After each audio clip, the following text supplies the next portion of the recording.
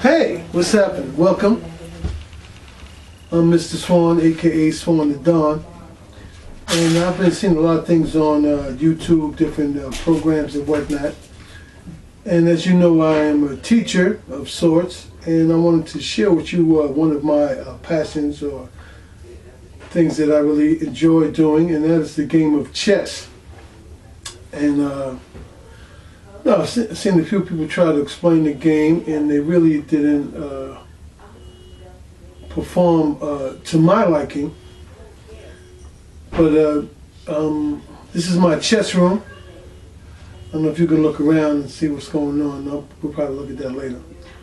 But here's one of my chessboards in the chess room. And today I would just like to share with you what the game is about and how the pieces move. And as we continue, you know, I'm going to be going back and forth and give you different lessons and whatnot, and perhaps maybe we'll get to some algebraic notation, and once we do the algebraic notation, you'll be able to play a game with me. We'll be able to play with each other just by writing down our various moves, and you can message me a move, and then I'll message it back to you, and back and forth. Okay. All right, having said that, as I'm sure that you are aware, chess, fantastic board game, is set up, it's really a war. All right, there's really only two colors in chess, and in this board I have red pieces and white pieces, but it's really only black and white. So first thing you need to know about chess is that white goes first. The second thing you need to know is that the game is over when the king is captured. Now there's different variations of the game. Some people play speed chess. I have all my clocks over there. I was looking over here to see if I had a clock for you to show you. But maybe maybe the next lesson or two I'll show you how to do that.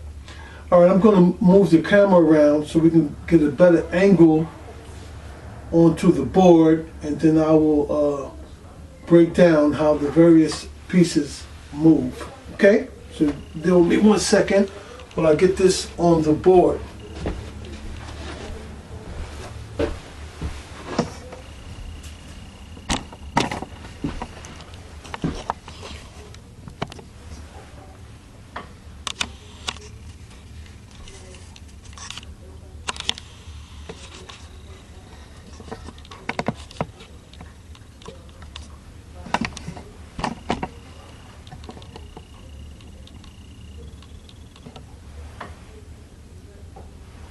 That's the wrong board.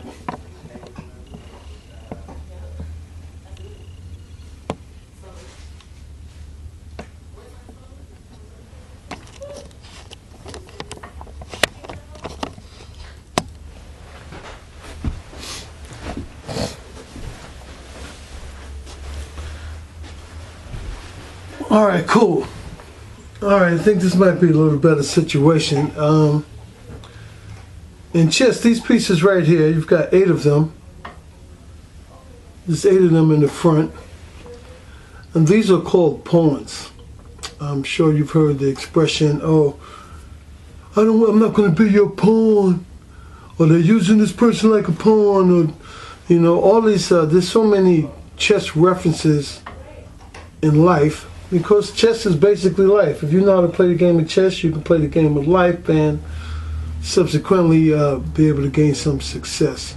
So this is what I'm trying to help you do today. All right, so again, these are the pawns. All right, and how the pawns work, any pawn, all the pawns, they can move 1 space or 2 spaces for the first move. All right, after that, after the first move, then it's only going to move 1 space. I'm going to keep having to readjust my camera for you to facilitate what's going on. All right, so we got our pieces, so I can move 1 space. Let me come over here with this one. This is better. I can move one space, or I can move 2 spaces. And then after that, it's going to go 1 space, and then another 1 space as you proceed. Now, getting back to these pawns, these are very important pieces. Of course, when people say, oh, you're using me like a pawn and this and that, they think the pawns are significant, but the pawn really comes into play in the end game. And what's significant about the pawns here, these are the only pieces in chess that can promote themselves. And when I say that it can promote itself, that means if you get a pawn to the other side of the board, that means if you get all the way over here, what happens is that pawn could be promoted. That means it could be made it can become one of these pieces in the back here. Okay? So you can make the pawn a rook. You can make it a rook, or you can make it a knight, or you can make it a bishop. But most people want the pawn to become a queen, which is the most powerful piece on the board. And we're going to discuss that. Okay. Getting back to the pawns. Pawns are the only pieces on the board that only move forward. So your pawns, they can only go forward. Any of the rest of these pieces back here, they can go forward or backwards. But the pawn can only move forward. Another interesting thing about the pawn is that it moves forward, but it takes diagonally. That means if it's white's move, I would take like this. Did you see that? If it's black's move, black would take like this. All right? So again, it's moving forward. Now I set this up. I know you're saying, why did he set these pieces up like that? Because there's something very important and curious about the game of chess that I wanted to deal with it while we're talking about these pawns today. Remember, I told you previously that the pawn can move.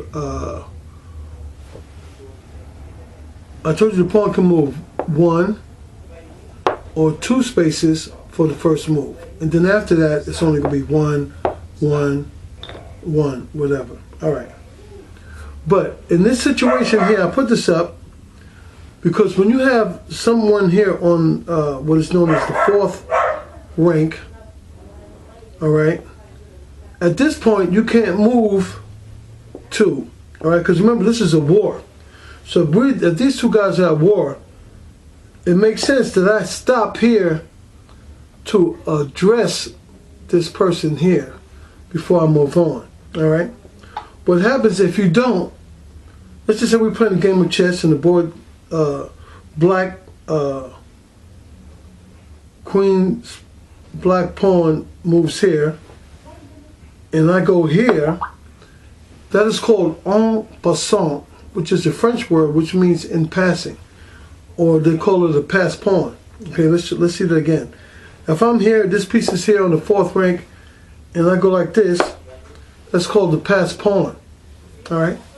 Now remember, pawns can only take moving diagonal. So if somebody passes your pawn like this, somebody passes the pawn, you move diagonally, and you take that piece off of the board.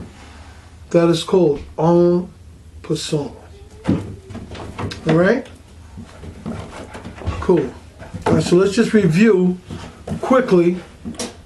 I want to quickly review before I move on to the next concept or the next piece. All right? We were just talking about our pawns. There's 8 of them. We have 8 pawns here. All right? For the first move, the first time you move them, they can move either 1 square or they can move 2 squares, right? And we spoke about the En Passant, which means there's someone on the 4th rank on the fifth ring, depending if you're playing white or black. And at that point, the pawn can only move one space. If by any chance, and sometimes you do this for, I know I've done it several times just to keep my defense in order, I would sacrifice, I would do this to make the person go like this, and then the file will be open for me to attack their queen. So there's a lot of things going to it. All right. So remember, the pawn only takes diagonally, and don't forget about the en passant. Also remember that the pawn, upon reaching to the other side, just like if you were playing checkers, you get near pieces to the other side, what happens? They become a king. All right? Same thing with any of these 8 pawns. You get any of the 8 pawns to the other side, they become a queen, or a bishop, or a knight, or a rook, if you like. Okay, cool.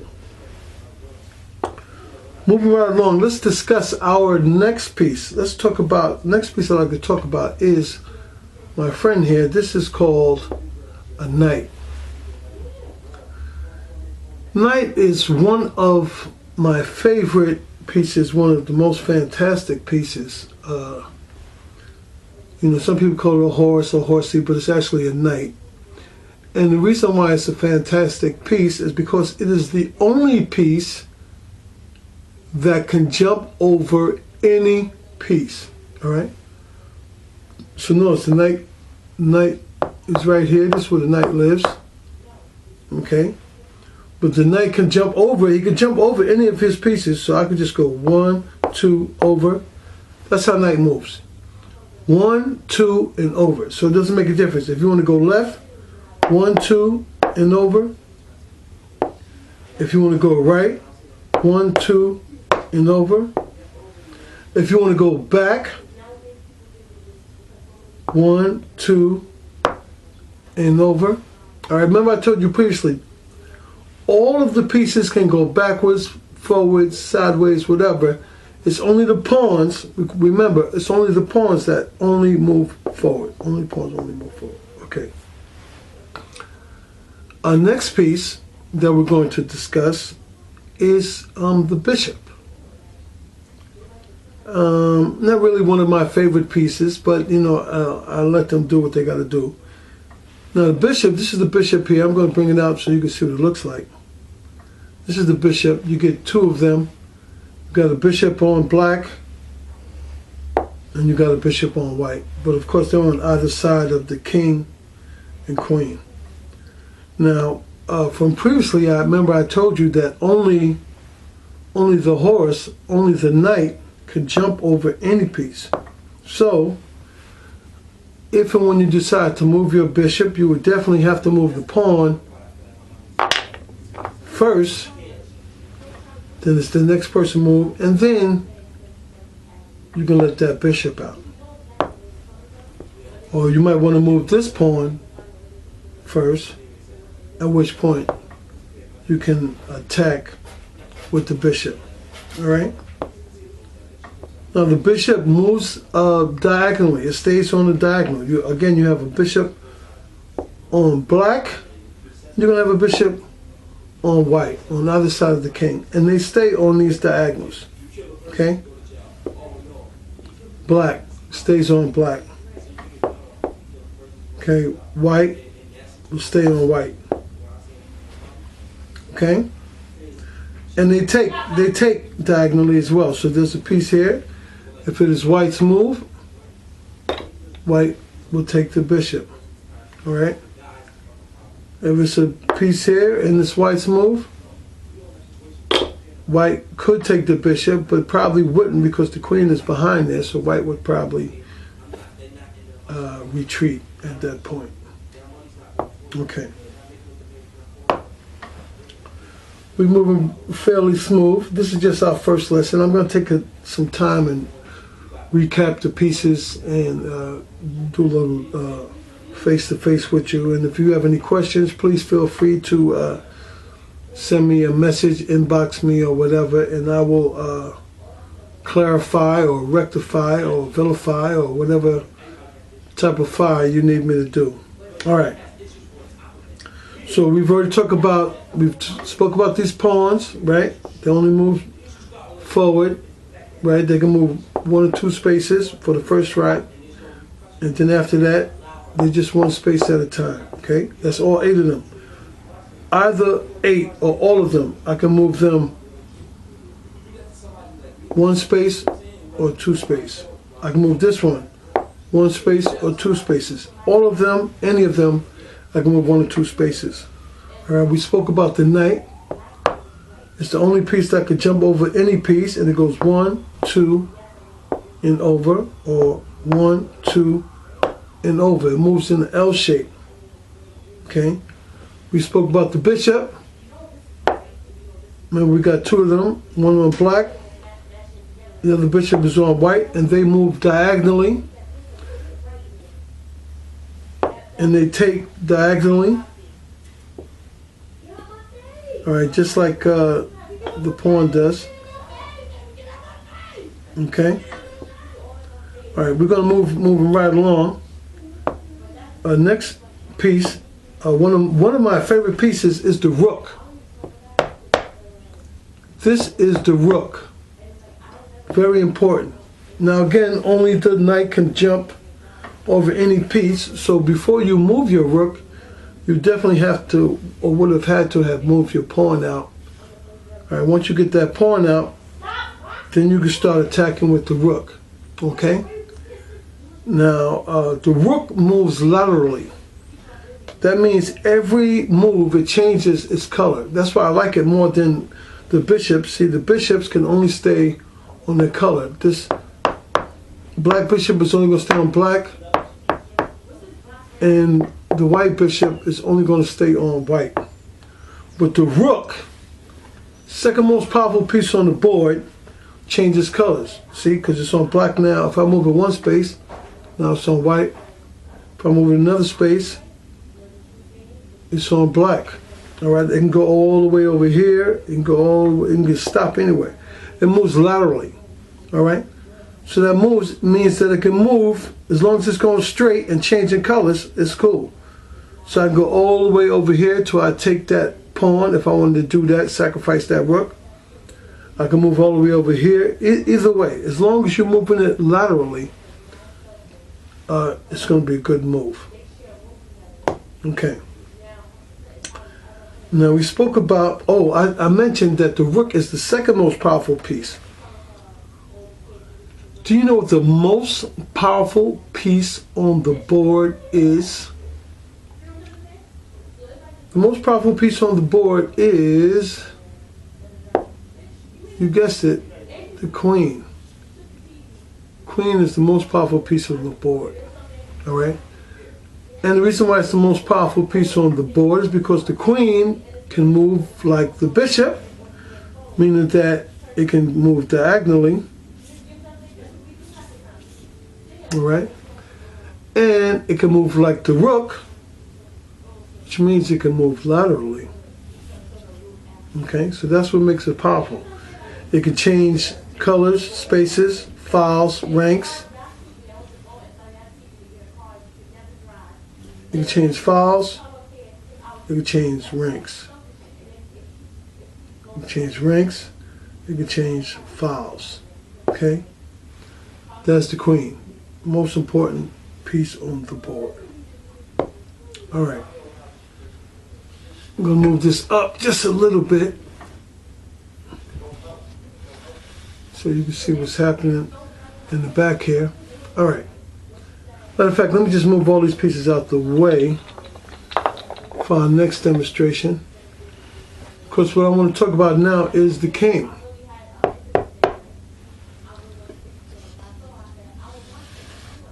Move right here. Does that make it better for you? That's the king. Okay, I'll move these pieces out the way. Now, the king is not a powerful piece at all. I mean, it's powerful in that if you capture, once you capture the king, it is checkmate, the game is over. We're going to talk about that in a second. But first we want to deal with how the king moves. King basically, and notice I said basically, the king basically can only move one space at a time. One box at a time. Alright? And it can move in any direction. So that means it can move laterally one space. It can move diagonally one space. Alright, if the queen wasn't here and the bishop wasn't here, it can move laterally one space. Alright, it can also, let's say the king was here. Alright, this might be a better situation. I'll put it right here for you to see. So my king is here. I can move the king one space over here. I can move one space over there. I can move one space over there. I can move one space over there. I can move one space over there. I can move one space over there. One space over there. All right. That's the king. All right. Now, remember I said the king basically can only move one space at a time. Basically, it can only move one space at a time. Alright? But here's the situation. There's a power move in chess that is called castling.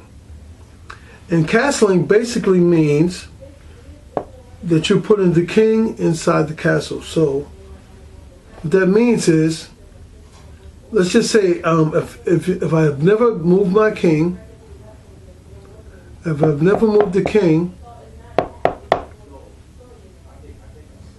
and I'm coming over here now, and I have not moved this rook,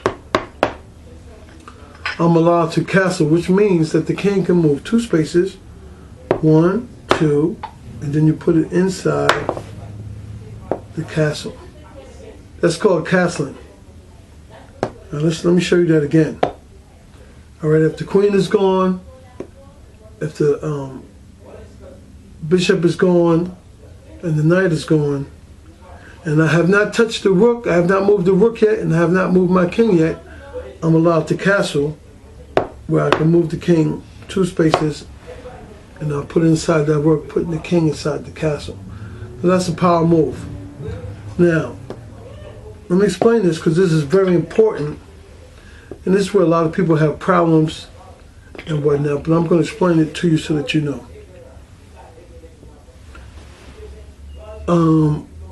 You're not allowed, the king cannot castle while it's in check. So for example, let me explain what check is.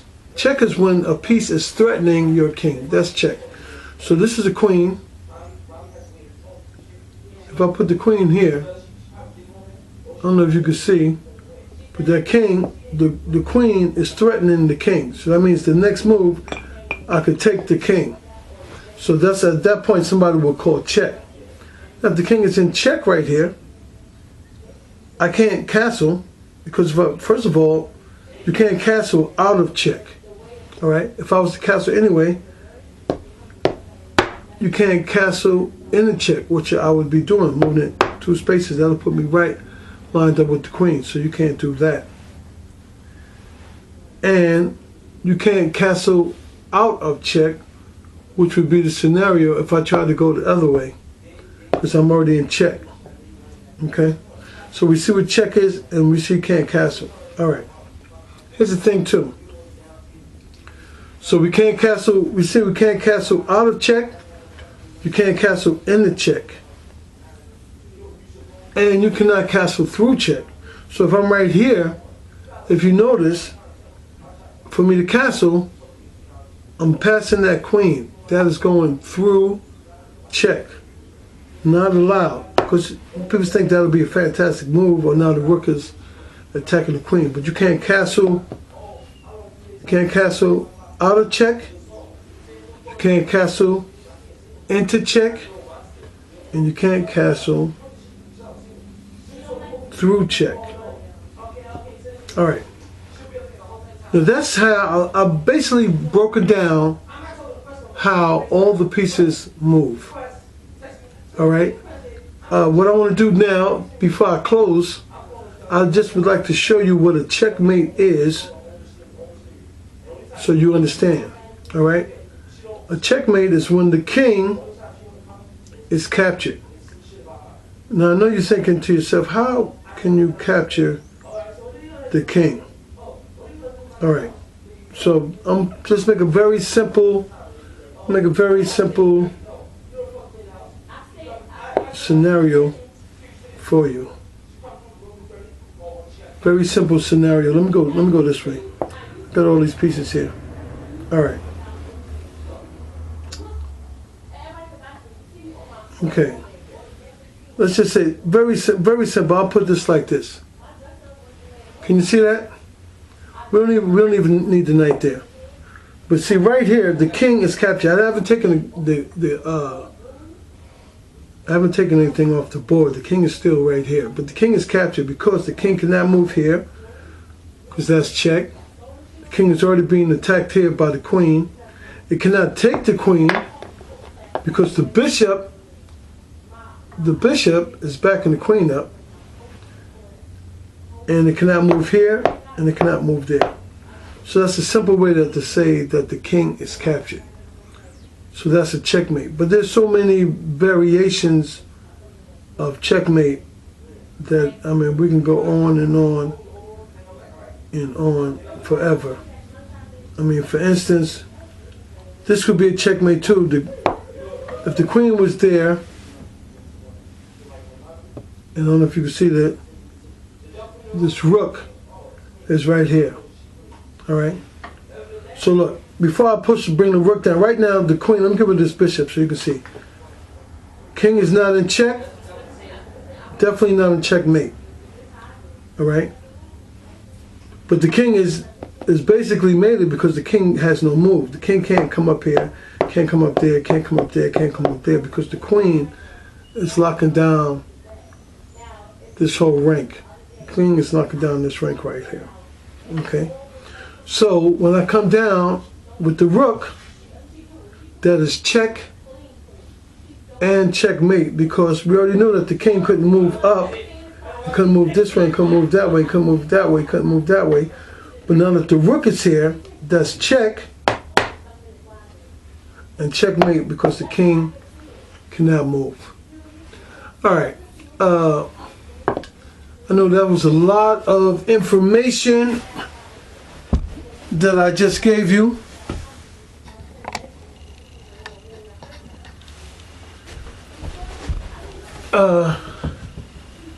I know that was a lot of information that I just gave you.